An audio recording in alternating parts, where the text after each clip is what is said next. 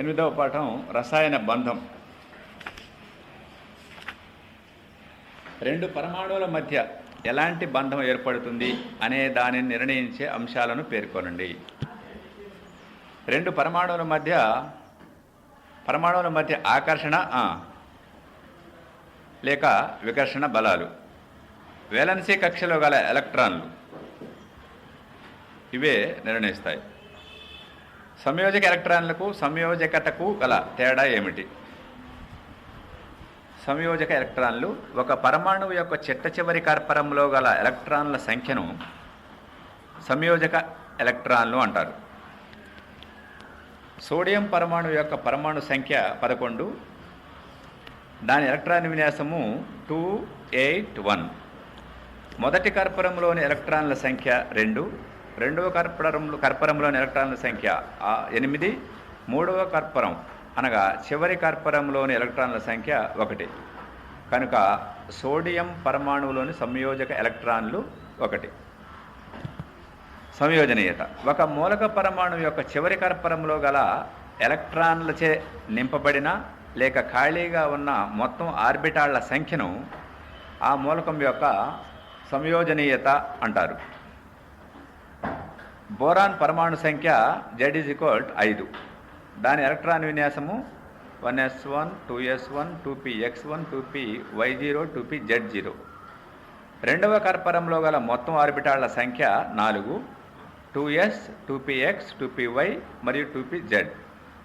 Boron పరమాణువు సంయోజనీయత 4, అనగా బంధంలో పాల్గొనటానికి అందుబాటులో ఉన్న ఆర్బిటాళ్ల సంఖ్య 4. బాహ్య కక్షలో ఉన్న ఎలక్ట్రాన్లు మాత్రమే బంధంలో పాల్గొంటాయి, లోపలి కక్షలో ఎలక్ట్రాన్లు పాల్గొనవు. ఎందుకు? పరమాణువుల మధ్య బంధం ఏర్పడి అణువులుగా మారునప్పుడు పరమాణువులలోని చివరి కర్పరంలో గల ఎలక్ట్రాన్లు మాత్రమే ప్రభావితం అవుతాయి. పరమాణువులలోని లోపలి కర్పరంలో గల ఎలక్ట్రాన్లు కానీ వాటి కేంద్రకాలు కానీ ప్రభావితం కావు. పరమాణువులలోని లోపలి కర్పరంలో గల ఎలక్ట్రాన్లు కేంద్రకంచే బలంగా ఆకర్షింపబడి ఉండటం వలన అవి రసాయన బంధంలో పాల్గొనవు. కనుక బాహ్య కక్షలోని ఎలక్ట్రాన్లు మాత్రమే బంధంలో పాల్గొంటాయి, లోపలి కక్షలోని ఎలక్ట్రాన్లు పాల్గొనవు. అణువుల యొక్క బంధ శక్తులు, బంధ కోణాలు వాని రసాయన ధర్మాలను అంచనా వేయడంలో ఏ విధంగా ఉపయోగపడతాయి? ఒక మోల్ హైడ్రోజన్ బంధాలను విచ్ఛేదం చేయడానికి 436 కిలోజౌల్స్ kJ బంధశక్తి అవసరమవుతుంది.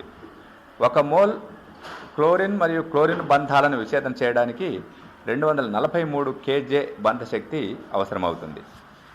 ఈ విలువలను బట్టి H2 యొక్క ద్రవీభవన, బాష్పీభవన ఉష్ణోగ్రతలు Cl2 కన్నా ఎక్కువగా ఉండవచ్చని అంచనా వేయవచ్చు. అలాగే H బాండ్ H బంధ దూరము 0.74 యాంగ్స్ట్రామ్స్ మరియు Cl బాండ్ Cl బంధ దూరము 1.95 యాంగ్స్ట్రామ్స్. కనుక బంధ దూరం తగ్గిన కొద్దీ బంధశక్తి ఎక్కువగా ఉంటుందని, బంధ దూరం పెరిగిన కొద్దీ బంధశక్తి తక్కువగా ఉండవచ్చని అంచనా వేయవచ్చు. అష్టక సిద్ధాంతం అనగానేమి?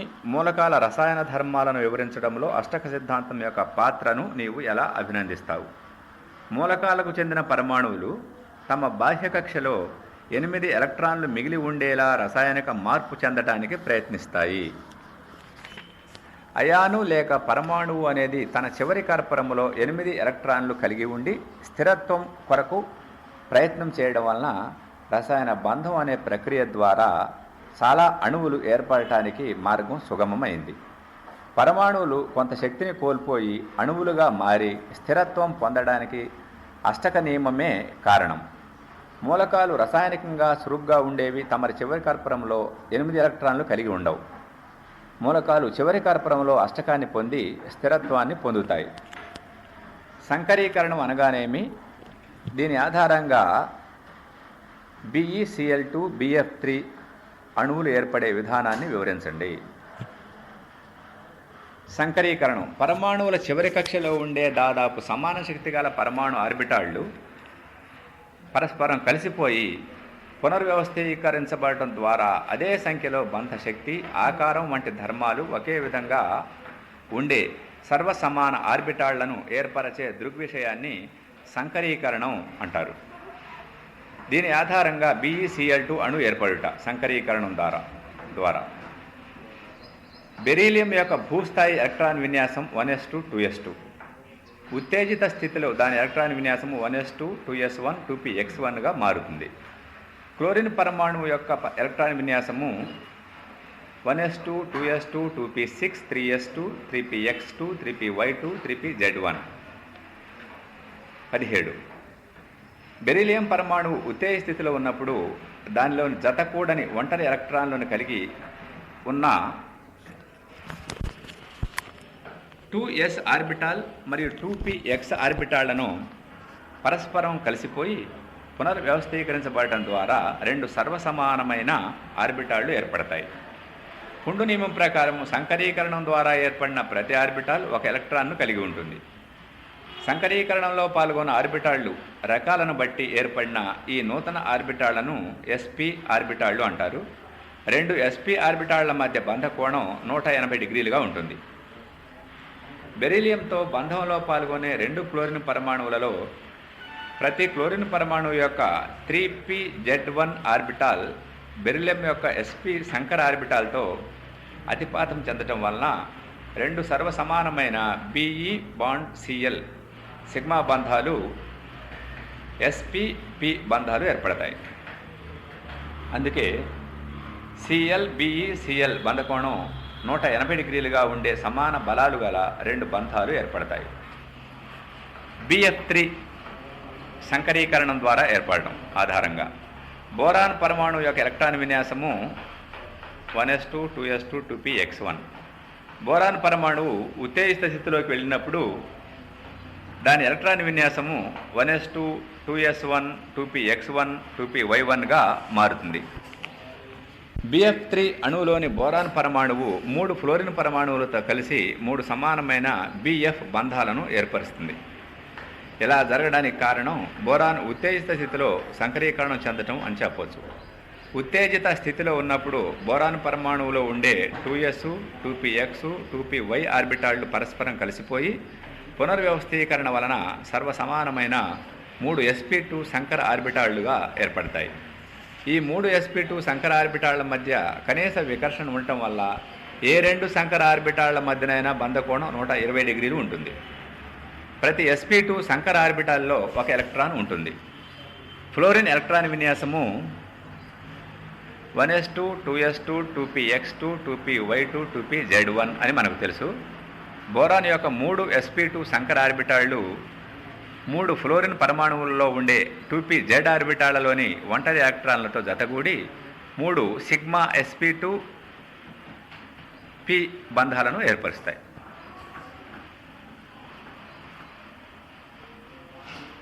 ఎలక్ట్రాన్ మార్పిడి సిద్ధాంతం ప్రకారం సోడియం క్లోరైడ్ మరియు కాల్షియం ఆక్సైడ్ ఏర్పాటును వివరించండి. సోడియం క్లోరైడ్ ఏర్పడటం NaCl. సోడియం మరియు క్లోరిన్ల మూలక పరమాణువులు సంయోగం చెందటం వలన సోడియం క్లోరైడ్ అణువు ఏర్పడుతుంది. సోడియం పరమాణువు తన బాహ్య కక్షలో అష్టకమును పొందుటకు ఒక ఎలక్ట్రాన్ను కోల్పోయి Na+ అయాన్గా ఏర్పడటం ద్వారా నియాన్ ఎలక్ట్రాన్ విన్యాసాన్ని పొందుతుంది. 11Na that gives 11Na plus E minus. 11Naలో 2 8 1 electrons, 11Na ప్లస్లో 2 8 ఎలక్ట్రాన్స్ ఉంటాయి. క్లోరిన్ పరమాణువు దాని చివరి కక్షలో అష్టకాన్ని పొందడానికి దానికి ఒక ఎలక్ట్రాన్ అవసరం. కావున సోడియం కోల్పోయిన ఆ ఎలక్ట్రాన్ను గ్రహించి Cl- అయాన్గా ఏర్పడటం ద్వారా ఆర్గాన్ ఎలక్ట్రాన్ విన్యాసాన్ని పొందుతుంది. Cl17 plus E minus that gives Cl minus. Cl17లో ఎలక్ట్రాన్లు 2 8 7, Cl మైనస్లో 2 8 8. సోడియం మరియు క్లోరిన్ పరమాణువుల మధ్య ఎలక్ట్రాన్ మార్పిడి వలన ఏర్పడిన సోడియం ప్లస్ మరియు Cl- అయాన్ల మధ్య స్థిర విద్యుదాకర్షణ బలాల వల్ల అవి రెండు పరస్పర ఆకర్షణకు గురై సోడియం క్లోరైడ్ NaCl అనే కొత్త సంయోగ పదార్థం ఏర్పడుతుంది. Na plus Cl minus that gives Na plus Cl minus లేదా NaCl. కాల్షియం ఆక్సైడ్ ఏర్పడడం CaO. కాల్షియం మరియు ఆక్సిజన్ మూలక పరమాణువులు సంయోగం చెందడం వలన కాల్షియం ఆక్సైడు అణు ఏర్పడుతుంది. కాల్షియం పరమాణువు Z=20, ఎలక్ట్రాన్ విన్యాసము 2882. తన బాహ్య కక్షలో అష్టకాన్ని పొందుటకు 2 ఎలక్ట్రాన్లను కోల్పోయి Ca2+ అయాన్గా మారుతుంది. ఆక్సిజన్ పరమాణువు Z=8, ఎలక్ట్రాన్ విన్యాసము 26. తన బాహ్య కక్షలో అష్టకాన్ని పొందడానికి 2 ఎలక్ట్రాన్లను గ్రహించి O2- అయాన్గా మారుతుంది. కాల్షియం మరియు ఆక్సిజన్ పరమాణువుల మధ్య ఎలక్ట్రాన్ల మార్పిడి వలన ఏర్పడిన Ca2+ మరియు O2- అయాన్ల మధ్య స్థిర విద్యుదాకర్షణ బలాల వల్ల అవి రెండు పరస్పరం ఆకర్షణకు గురై కాల్షియం ఆక్సైడ్ CaO అనే కొత్త సంయోగ పదార్థం ఏర్పడుతుంది.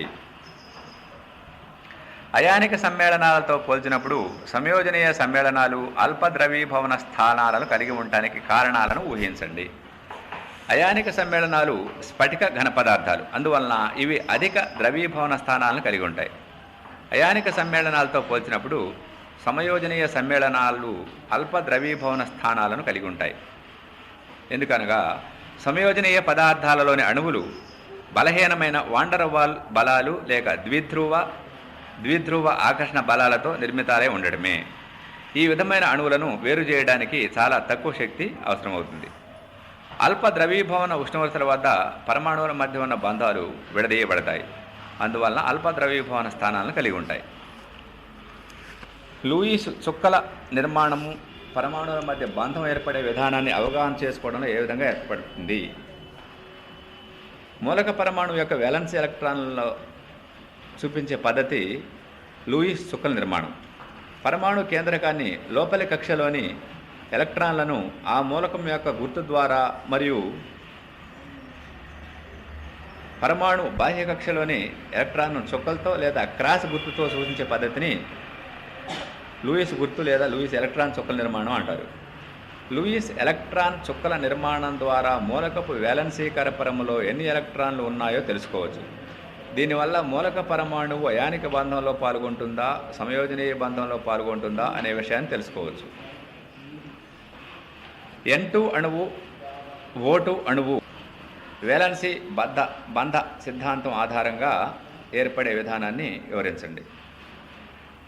N2 అణువు ఏర్పడే విధానం వేలెన్సీ బంధ సిద్ధాంతం ఆధారంగా. నైట్రోజన్ ఎలక్ట్రాన్ విన్యాసము 2, 5. వేలెన్సీ కక్షలో అష్టక విన్యాసం పొందుటకు నైట్రోజన్కు 3 ఎలక్ట్రాన్లు అవసరం. 2 నైట్రోజన్ పరమాణువులు దగ్గరగా వచ్చి బంధంలో పాల్గొనేటప్పుడు అవి 3 ఎలక్ట్రాన్ జంటలను పంచుకుంటాయి. కాబట్టి 2 నైట్రోజన్ పరమాణువుల మధ్య త్రిబంధం ఏర్పడి నైట్రోజన్ అణువు N2 ఏర్పడుతుంది. O2 అణువు ఏర్పడడం. ఆక్సిజన్ ఎలక్ట్రాన్ విన్యాసము 2, 6. ఆక్సిజన్ పరమాణువులో చివరి కక్షలో 6 ఎలక్ట్రాన్లు ఉన్నాయి. అష్టక విన్యాసం పొందడానికి దీనికి మరో 2 ఎలక్ట్రాన్లు అవసరం అవుతుంది. ఇలాంటి 2 ఆక్సిజన్ పరమాణువులు దగ్గరగా వచ్చినప్పుడు అవి పరస్పరం ఎలక్ట్రాన్ జంటలను పంచుకుంటాయి. దీనివలన వాటి మధ్య 2 సంయోజనీయ బంధాలు ఏర్పడి O2 అణువు ఏర్పడుతుంది. అందుకే ఆక్సిజన్ అణువులో పరమాణువుల మధ్య ద్విబంధం ఏర్పడిందని చెబుతారు. నైట్రోజన్ మరియు హైడ్రోజన్ చర్య పొంది అమ్మోనియా ఏర్పరుస్తుంది. కార్బన్ హైడ్రోజన్లతో బంధంలో పాల్గొని మిథేన్ అణువు ఏర్పరుస్తుంది. ఈ 2 చర్యలో పాల్గొన్న ప్రతి పరమాణు యొక్క వేలెన్సీ ఎంత? ఏర్పడిన పదార్థాల యొక్క రసాయన ఫార్ములా ఏమిటి? నైట్రోజన్ మరియు హైడ్రోజన్ చర్య పొంది అమోనియాను ఏర్పరచును. ఇందులో nitrogen valency 3, hydrogen valency 1. Carbon హైడ్రోజన్తో బంధంలో పాల్గొని మిథేన్ అణువుని ఏర్పరచును.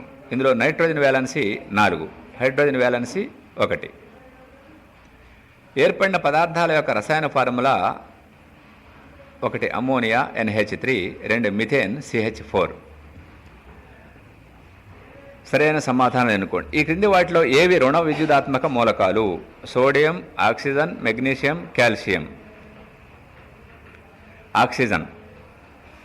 ఒక మూలకము X1123 Y అనే మూలకంతో అయానిక బంధం ఏర్పరచను. అయితే X చే ఏర్పడే అయాన్పై గల ఆవేశం +1 +2 -1 -2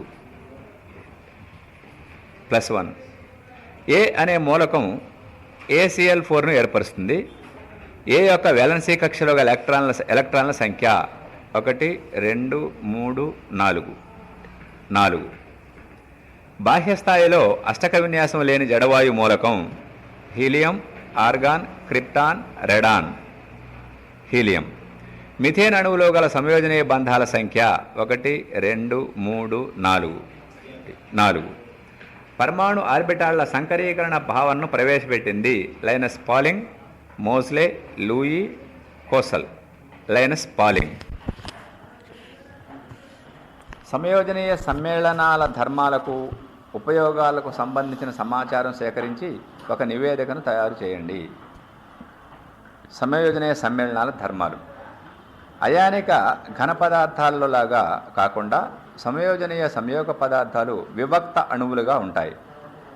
ఆ అణువుల మధ్య వాండర్ వాల్స్ బలాల ద్వారా ఆకర్షణ ఏర్పడుతుంది. అందుకే సమయోజనీయ పదార్థాలు ఘన, ద్రవ, వాయు స్థితి 3 స్థితిలో ఉంటాయి.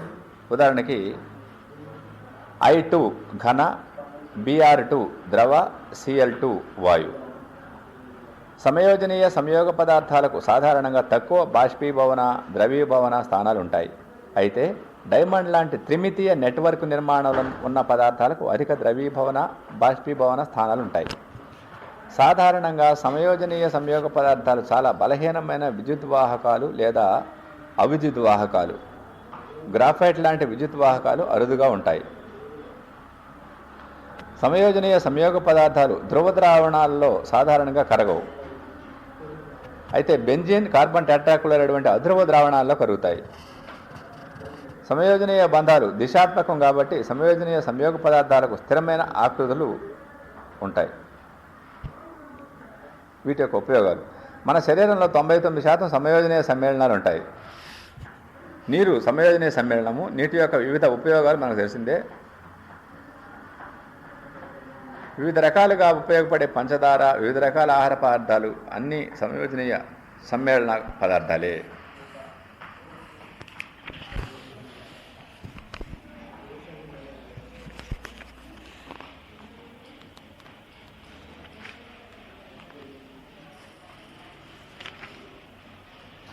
VSEPRT సిద్ధాంతం అనగానేమి? 3 అంతకంటే ఎక్కువ పరమాణువుల కలయిక వలన ఏర్పడిన అణువులలో అన్ని పరమాణువులు ఒకే కేంద్రక పరమాణువులతో సమయోజనీయ బంధంతో బంధింపబడి ఉన్నప్పుడు వాని మధ్య బంధ కోణాలు వివరించడానికి ఒక సిద్ధాంతాన్ని అభివృద్ధి పరిచారు. దీన్ని VSEPRT సిద్ధాంతం అంటారు. Valence shell electron pair repulsion theory. సంకరీకరణము, హైబ్రిడైజేషన్ అనగానేమి? పరమాణువుల చివరి కక్షలో ఉండే దాదాపు సమాన శక్తి కలిగిన పరమాణు ఆర్బిటాళ్లు పరస్పరం కలిసిపోయి పునర్వ్యవస్థీకరించబడటం ద్వారా అదే సంఖ్యలో బంధ శక్తి, ఆకారం వంటి ధర్మాలు ఒకే విధంగా ఉండే సర్వసమాన ఆర్బిటాళ్లను ఏర్పరిచే దృగ్విషయాన్ని సంకరీకరణం అంటారు. అయనీకరణం అనగా అయనీకరణం ఒక పరమాణువు నుండి ఎలక్ట్రాన్లను తొలగించు ప్రక్రియను అయనీకరణము అందురు. ఉదాహరణ Na that gives Na++ E-. ఒక అయానిక పదార్థం సరైన ద్రావణిలో దాని అంశీభూత అణువులుగా విడిపోయే ప్రక్రియను అయనీకరణము అంటారు. NaCl that gives Na++ Cl-. నీటి యొక్క సాంకేతికం H2O-గానే రాస్తాం. HO2గా ఎందుకు రాయకూడదో తెలపండి. నీటి అణువులో ఆక్సిజన్ పరమాణువు తనకు దగ్గరి జడవాయువైన నియాన్ విన్యాసం పొందుటకు 2 ఎలక్ట్రాన్లు అవసరము. హైడ్రోజన్ పరమాణువు తన దగ్గరి జడవాయువైన హీలియం విన్యాసం పొందుటకు 1 ఎలక్ట్రాన్ అవసరం. ఈ విధంగా 2 హైడ్రోజన్ పరమాణువులతో 1 ఆక్సిజన్ చర్య జరిపి 2 ఏక సంయోజనీయ బంధాలు ఏర్పరుస్తుంది.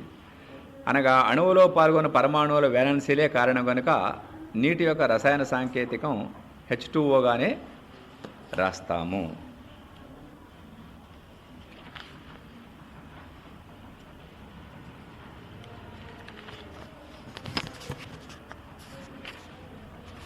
CO2 అణు ఆకృతి రేఖీయం. Sp అతిపాతం గల అణువు HCl.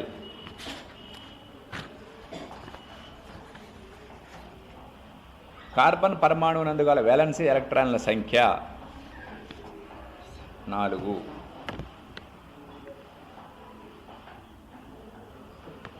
కింది వానిలో అత్యంత చురుకైన మూలకం ఫ్లోరిన్.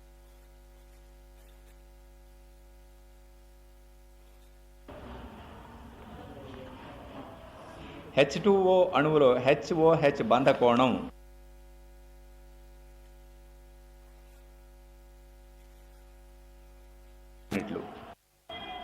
NH3 అణువులో HNH బంధ కోణం 107 డిగ్రీల 18 యూనిట్లు. ద్విపరమాణు మూలకాలకు కొన్ని ఉదాహరణలు.